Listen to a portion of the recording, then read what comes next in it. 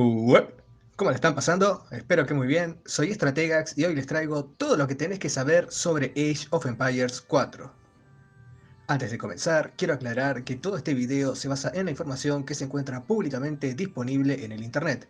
Trailers, el sitio oficial, streams de Relic y entrevistas. Las fuentes están citadas en la descripción. Sin más preámbulos, comenzamos. AoE 4 regresaría a la Edad Medieval, cubriendo la Edad Oscura tras la caída del Imperio Romano, pero expandiría su periodo histórico más allá de lo que cubre AoE 2, llegando a la Edad Moderna temprana al adentrarse hasta el siglo XVII, por lo que las unidades de pólvora tendrían un mayor peso que en AoE 2. Age of Empires 4 es un regreso a las raíces de la franquicia. El apartado económico retoma el modelo de AoE 2, con 4 recursos: comida, madera, oro y piedra, los cuales los aldeanos tendrán que minar y traer físicamente hasta un punto de entrega, ya sea un campamento maderero, minero, molino, centro urbano o yurta mongola. La construcción de la base también tiende a asemejarse más a la de AoE 2 que a la de AoE 3, con mayor número de edificios y la necesidad de múltiples estructuras militares, puesto a que el entrenamiento de las unidades vuelve a ser individual, con algunas excepciones. Y el manejo de las unidades también aparentaría ser el clásico de la franquicia, con control individual de cada unidad, las cuales podemos agrupar en formaciones. Otra cosa que regresa es la amplitud del árbol tecnológico, pues hemos visto la presencia de distintos edificios de investigaciones como universidades, mezquitas, herrerías, etc., además de mención a varias tecnologías como el regreso de química y su función de desbloquear unidades de pólvora.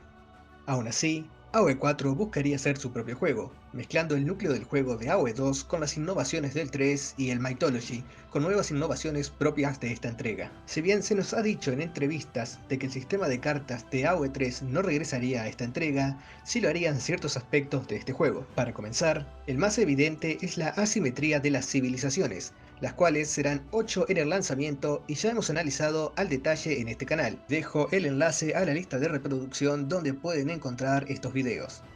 Pero, en resumen, las diferencias entre civilizaciones serían tan grandes o incluso más que las civilizaciones del 3. Cada una no solamente cuenta con pequeños bonuses o unidades únicas, sino que estamos hablando ya de mecánicas exclusivas de cada pueblo que cambian su manera de jugar, como la red de eruditos del sultanato de Delhi, las dinastías de los chinos o el sistema de recompensa de los Rus. No obstante, las civilizaciones no son 100% asimétricas, sino que comparten ciertas unidades y tecnologías como en juegos anteriores de la saga, pero las bonificaciones y unidades únicas son más extremas y en mayor cantidad para lograr remarcar aún más sus diferencias. Por ejemplo, en esta entrega, las civilizaciones de caballería, además de contar con bonificaciones para este tipo de unidades, cuentan con acceso a caballeros en la edad feudal en vez de la edad de los castillos. Se nos ha comentado de que AoE 4 tendrá un ritmo de juego más rápido que la segunda entrega de la franquicia, asemejándose más en ese aspecto al tercer juego de la saga.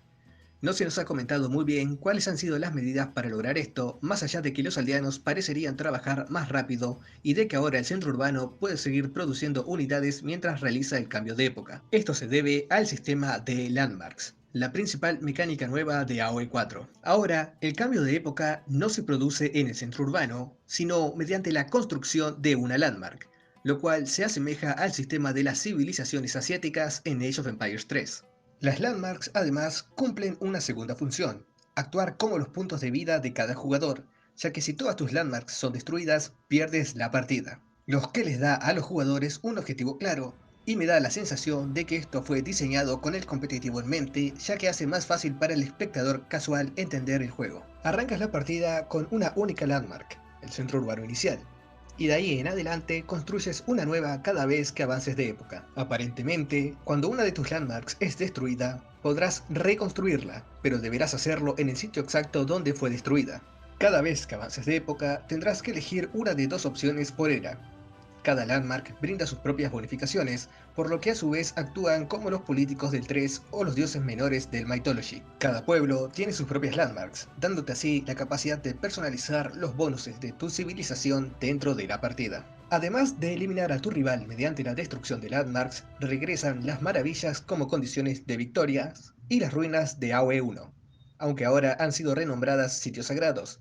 Controlar todos los sitios sagrados inicia una cuenta regresiva, que en caso de completarse te otorgaría la victoria. AoE 4 también introduce cambios al sistema de combate. El más notable es que ahora las unidades tienen la capacidad de luchar en las murallas. Es fácil asumir que esto le otorgaría la ventaja del terreno elevado a los arqueros. Además de que se podrán construir torres en las murallas. Para saltar estas fortificaciones, los atacantes podrán hacer uso de las torres de asedio para subir su propia infantería a las murallas enemigas capturándolas. Así que tendrás que tener cuidado si no quieres darle a tu rival la ventaja de la altura. Para superar estas murallas, ahora las unidades tendrán la habilidad de construir máquinas de asedios como arietes o torres de asedio en medio del campo de batalla. Pero esto estaría bloqueado detrás de una tecnología la cual se investiga en la herrería en la Segunda Edad. Otra mecánica introducida en AoE 4 es la línea visual dinámica, lo que contrae la presencia de los bosques sigilosos. Un tipo de bosques que, a diferencia de los bosques comunes, los árboles están más separados, y las unidades pueden esconderse dentro de ellos, volviéndose invisible para las unidades en el exterior, permitiendo así la preparación de emboscadas. Pero los exploradores serán capaces de revelar a las unidades ocultas, dándoles así una función importante en el juego tardío. Otro aspecto más pequeño del combate es que ahora las unidades están clasificadas entre ligeras o pesadas, además de ser infantería montada o a distancia o cuerpo a cuerpo. Sabemos entonces que distintas unidades se especializarían en distintos tipos de armaduras. El ejemplo más claro son los ballesteros, los cuales penetrarían la armadura pesada. Hablando de la armadura, esta volverá a usar el modelo de AoE 2, clasificando los daños en cuerpo a cuerpo y a distancia y con un sistema de reducción lineal del daño, en vez de porcentual como en AoE 3. Ofensivamente, sabemos que las unidades portarían múltiples tipos de armas con distintas funciones.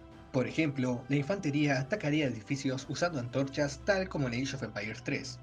Las unidades a distancia utilizarían cuchillos menos efectivos a la hora de defenderse en combate cuerpo a cuerpo, con excepción del Streltsy ruso, el cual llevaría un hacha como arma secundaria, la cual sí le brinda capacidades de combate cuerpo a cuerpo. O la caballería pesada, la cual alterna entre el uso de lanzas para las cargas o espadas para el combate cercano. Y hablando de las cargas, las unidades contarían con la habilidad de cargar a la hora de atacar a sus rivales.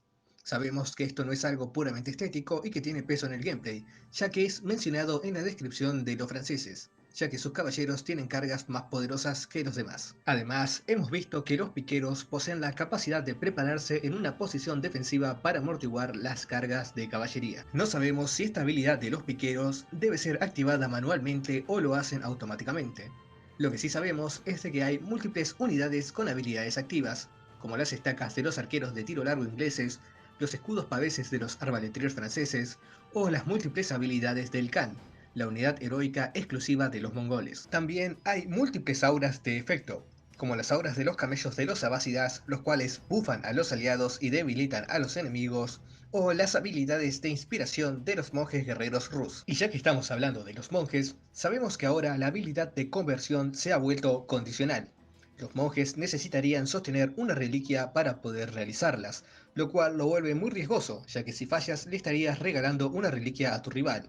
Pero este riesgo valdría la pena, ya que ahora las conversiones ocurren en área. Se nos ha dicho en las entrevistas de que AoE 4 quiere revisitar el diseño de los combates navales.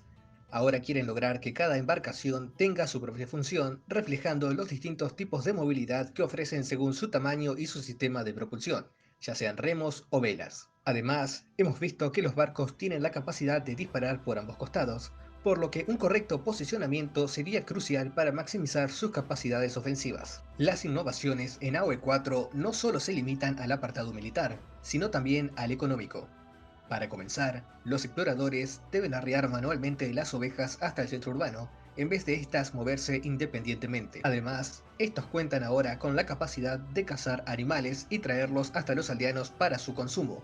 Cada pueblo además tendría sus formas únicas de generar recursos, como los recolectores de impuestos chinos o las cabañas de cazadores de los Rus. Hemos visto en los trailers la presencia de mercados neutrales con los cuales los jugadores podrían comerciar, por lo que el control del mapa sería muy importante para asegurar un flujo ilimitado de recursos. Respecto a la construcción de bases, se nos mencionó en entrevistas que ahora ya no se podrán utilizar edificios como murallas, puesto que ahora estos cuentan con un área alrededor de ellos en la cual no se podría construir, eliminando así la mecánica del Quick Wall tan presente en AoE 2. No todas las innovaciones afectan el gameplay directamente. Age of Empires 4 presta gran atención al detalle para crear su atmósfera. Ya hemos visto en los avances cómo ahora los edificios son conectados por caminos y cómo diferentes elementos estéticos, como fuentes o corrales, aparecen en la ciudad. Las unidades también han tenido este tratamiento. Adam Icegreen ha mencionado en las entrevistas con GameStar cómo las unidades tienen más personalidad e interactúan con el entorno. Esto sucede para resultar más humanas ante el jugador. Un ejemplo que nos ha dado es cómo ahora se comunican mediante susurros cuando están escondidas en bosques sigilosos. Y hablando del diálogo de las unidades, el idioma que éstas hablan se modifican con el cambio de era. Por ejemplo, los ingleses arrancarían la partida hablando en sajón, pero al avanzar a feudal, el lenguaje de tus unidades comenzaría a tomar influencias normandas, para finalmente convertirse en la versión temprana del inglés moderno al alcanzar la edad imperial. Y así con todas las civilizaciones, lo cual me parece un laburo y una atención al detalle tremendas. Y no solo el lenguaje es exclusivo de cada pueblo, y tampoco es la única cosa que cambia con las eras. AoE 4 presenta música dinámica, la cual se adecúa a lo que está pasando en la partida, y cada pueblo tendría su propia banda sonora, la cual va evolucionando con el cambio de era. AoE 4 tendría 4 campañas en su lanzamiento, las cuales cubren periodos de tiempo mucho más largos que las campañas anteriores, expandiéndose por múltiples generaciones, y utilizarían un estilo de presentación el cual emularía los documentales de la BBC. Las campañas serían la Guerra de los 100 Años, la Conquista Normanda, el ascenso de Moscú y el Imperio Mongol. Además, el juego contaría con misiones tutoriales para introducir a los nuevos jugadores a los conceptos básicos del juego, además de que regresarían los tutoriales avanzados del arte de la guerra para enseñar conceptos importantes para el multijugador. En entrevistas han mencionado la presencia de mensajes dentro de la partida, los cuales alertarían a los novatos de errores importantes y les darían consejos sobre cómo manejar su economía o qué unidades usar para contrarrestar distintas composiciones. Y están trabajando en una IA la cual analizaría tus partidas y en la pantalla postjuego te informaría cuáles fueron los errores que cometiste durante el mismo, proveyéndote de un enlace a un tutorial para practicar y mejorar tus puntos flacos. Esta filosofía de ayudar al jugador también se ve reflejada en la interfaz, la cual ahora es más limpia, informa al jugador de la cantidad de aldeanos en cada recurso, además de los aldeanos inactivos. Indica la cantidad de edificios construidos de cada tipo. Cuenta con un sistema de color que te permite saber rápidamente si un edificio es militar, tecnológico o económico, y refleja mejor las clasificaciones de tus unidades y las mejoras disponibles. Pero bueno, espero que les haya gustado el video. Si es así, no se olviden de suscribirse, dejar un comentario y un me gusta, además de compartir para ayudar a crecer el canal. Pronto estaremos cubriendo las demás noticias de Age. Hasta la próxima y espero que tengan un buen día.